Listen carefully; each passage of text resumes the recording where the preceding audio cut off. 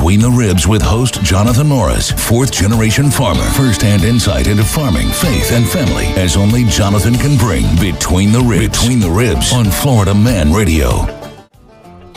What's cracking, everybody? Between the Ribs with Jonathan Morris, live and in living color. Today, joining with me in the studio is Heather Hippopotamus. Hello. How you doing, ma'am? I'm good. We got everything nailed down tight today. Yes, we do. Looking good, looking good. Before we get into it, how did you enjoy your farm trip? Oh my gosh, those are my favorite days.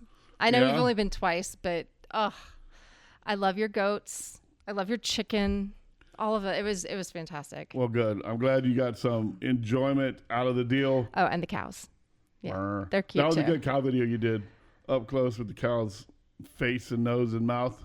I think I just posted a picture. Did I post a video of it yet? I think you just did a picture. I saw a picture of it. I didn't see the video. Yeah, and didn't you tell me that one's going to be available after Monday?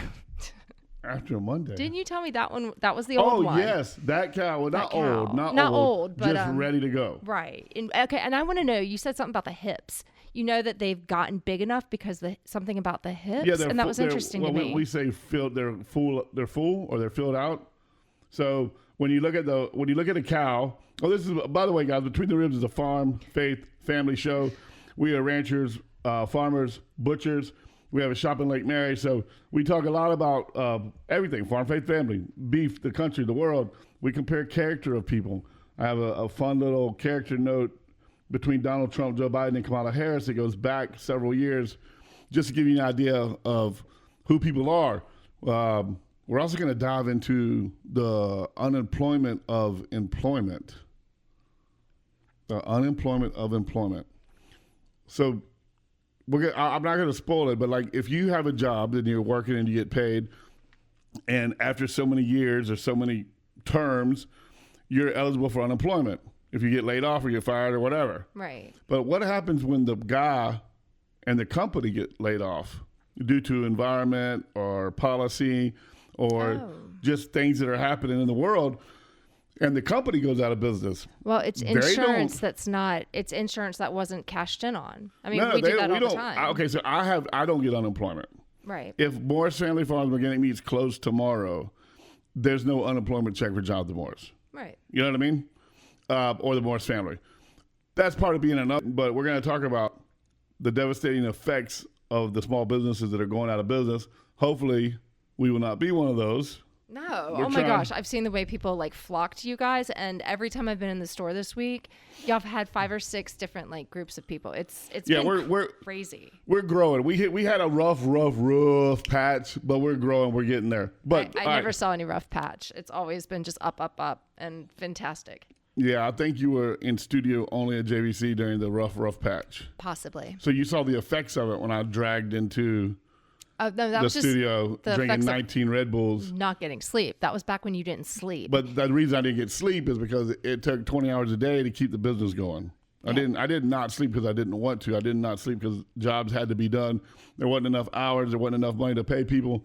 So I had to take the brunt of everything. I was totally thinking about you the other night when I was packing 3 lunches at 10:30, and I was like, oh, it's because things have to be done. That's what Jonathan would say. I don't get to go to sleep until things are done. Yeah, strength. Yes, that the strength that comes in is balancing that insanity. I shared that with Todd this past week.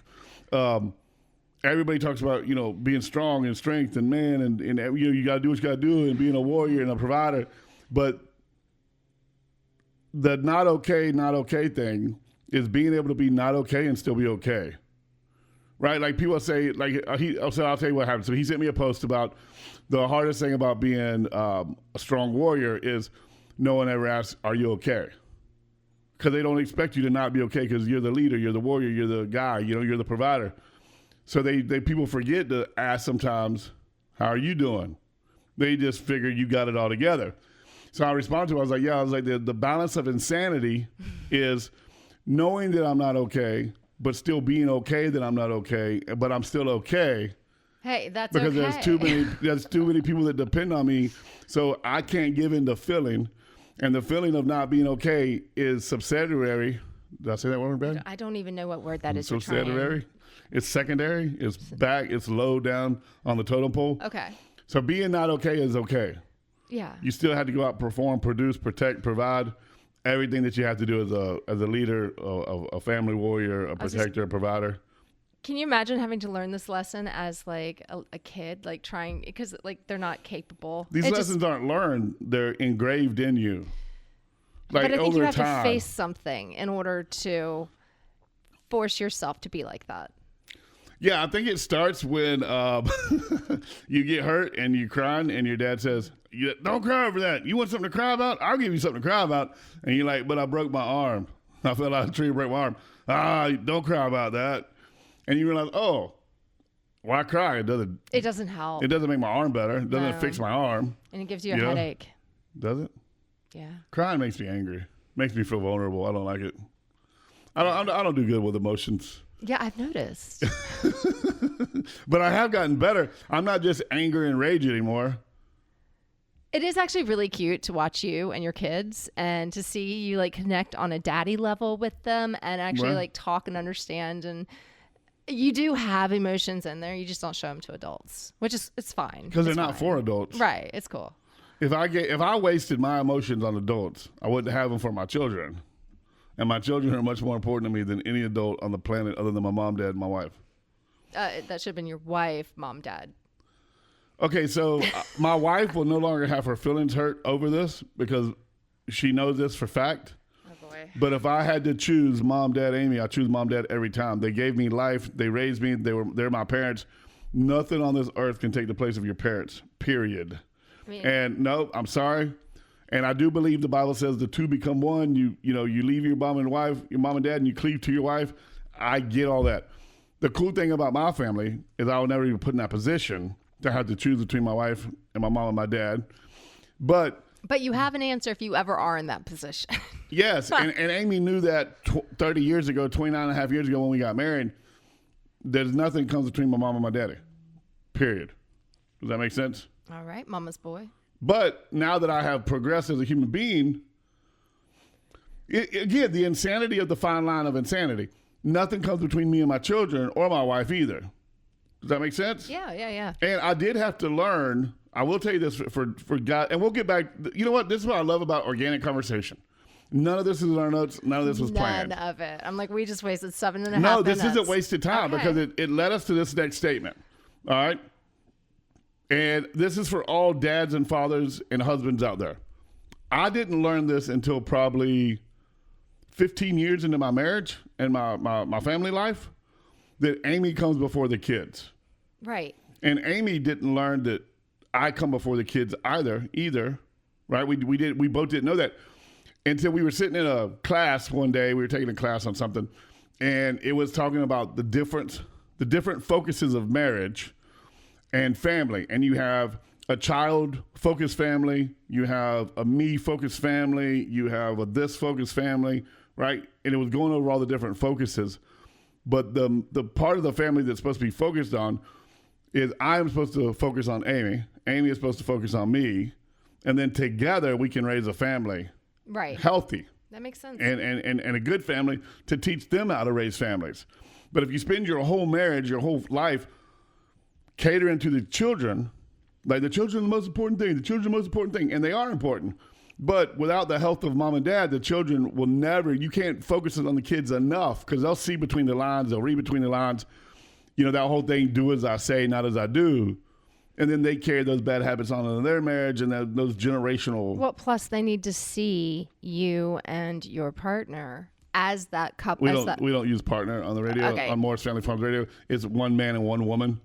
I don't care about the cultural norms. Man and woman, y'all, your partnership. Your wife or your husband, yes. Okay, Our partnership, our joint venture. Yes. I mean, me and my husband are very much teammates in our marriage and our family. So, I mean. Right, I got it. Oh, so you weren't saying partner like as if Amy was a dude? Right. No, but it's important. Right. That's not what I was saying at all. You know me, but my bad. I do like to stir the pot sometimes. No, I was just saying in general. Now you've made me lose my train of thought. You were thinking about stirring the pot with a dude? No. Dude on dude? Doing some butt stuff? No. Okay, 9:33. I'm cutting that. Why? Don't cut it. That's very appropriate. No, it's not.